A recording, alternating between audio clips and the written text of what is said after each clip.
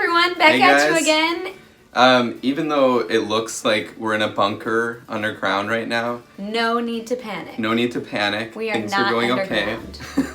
We're just in our other location today. Yes, an undisclosed location, but it's safe. Everybody's fine. No need Everything's to doing worry. okay. So week 2, down with week 2, and hopefully not too many more to go, but probably a decent amount of more weeks to go. Probably. We've screened over 200 people already. We've tested, and we've had about, I think, 23 positive for coronavirus. So at first I thought, oh my gosh, that's a high positive percentage, but we talked about it and decided that it means it's good if we are having a high positive percentage when we test people because we're probably screening them appropriately and only bringing in the people that really need to be tested. Right. Yeah, the higher risk people are the ones that are coming in. I think there have been a lot of people that we've assumed have been positive, but they've been stable, so we've told them to wait at home. So some new questions this week from some people were, can you get the coronavirus a second time? Great question, and the short answer is we don't know.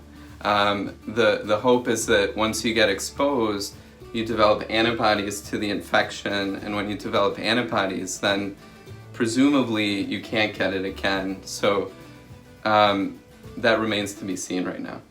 And talking about antibodies, there is maybe going to become some kind of antibody testing. There is, yeah. So they're working on a blood test, and that blood test is going to tell us if you had that infection. So anyone that we know that had coronavirus, we'd want to test them. But anyone that's been sick over the season, it'd be reasonable to test them just to see how many people have actually been exposed. Right, because a lot of the numbers in the news right now say how many people are positive, but there are so many people that are not even being tested. Yeah, and the United States is number 1 now in cases. Not so great, but Not great. we kind of expected that. I mean, we have a large country. We weren't really testing that much early on. Now we're doing a lot more testing, and I think those numbers are going to go up. But again, we expect that. So even though you start seeing, United States has the most cases, that doesn't really change anything that we've been seeing so far. And remember, just because we're not testing everybody and our numbers are probably higher, that also doesn't mean it's scarier because the mortality rate isn't higher. So Right. there are probably a lot more positive people out there making a full recovery, doing okay. Absolutely. In fact, the mortality rate, it started out initially around 3.5–4%, but now in the United States it's more like 1.5%, and I think it's probably going to go even lower. So that's great news. That's good. Yeah. Yeah. Good. Some other things we've talked about, if you call in and you do seem to be positive, but we don't test you, a lot of people are concerned about that. They just want to know whether they're positive or negative. And we've done a lot of counseling to say, what difference does it make? You should really assume that anyone and everyone around you can be positive. Right. Yeah, we've had, so I think a common scenario, a spouse that maybe tested positive, and then the other members of the family are starting to show symptoms. We say, we assume that you're positive, and if you're stable, you can recover at home. By doing a test and knowing that you're positive, it's not going to really change anything. There are a couple of scenarios where we really do want to test. If we have a patient who has asthma or COPD, and they're showing signs and symptoms of coronavirus, we would want to know whether they're positive or negative, mainly because one of the treatments is steroids for asthma and COPD. And what we know with coronavirus is that can actually make, if you give those patients steroids, that can actually make them worse. So we'd want to know whether they're positive or negative. Before we treat them. Yeah.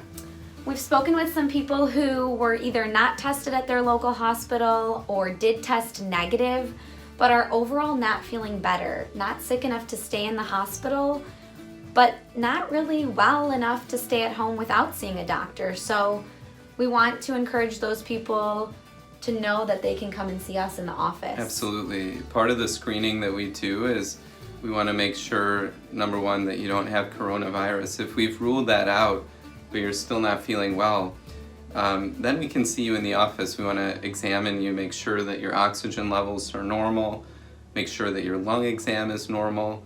There are other tests that we can do, blood tests in the office. So sometimes we will screen patients who've had already flu and strep testing with their other doctors and they're still not feeling better. They come back with a coronavirus that's negative. That's somebody that might have something else going on. Right, and we can definitely see those patients in the office. Yes.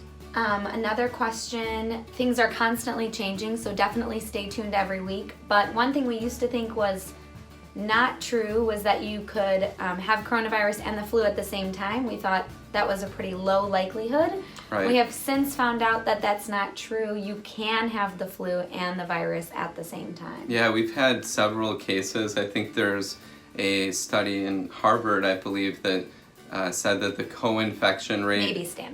Maybe Stanford, well, one of the coasts, that the co-infection rate can reach 20%.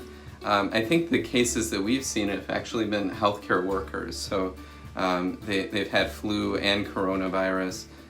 So that's why we're testing for both most of the time, just to see how likely that is.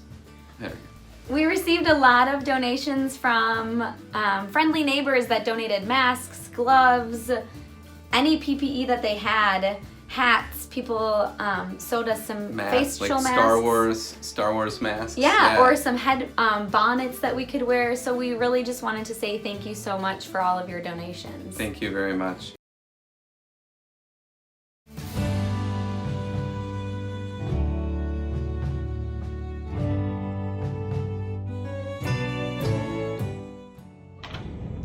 Present too. Yay!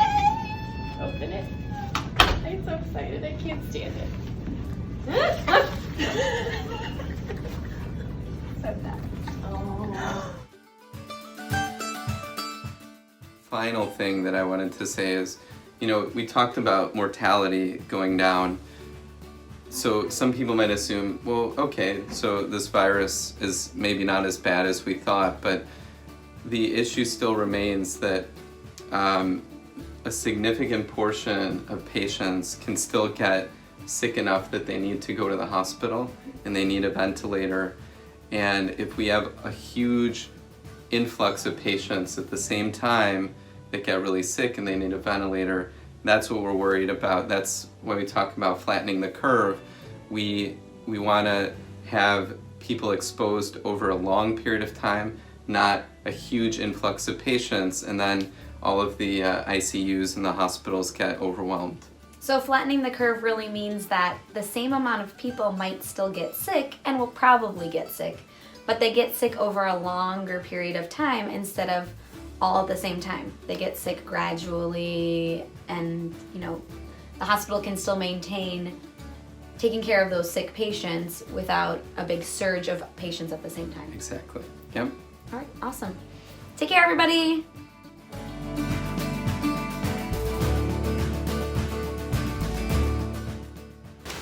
Hey there, how's it going?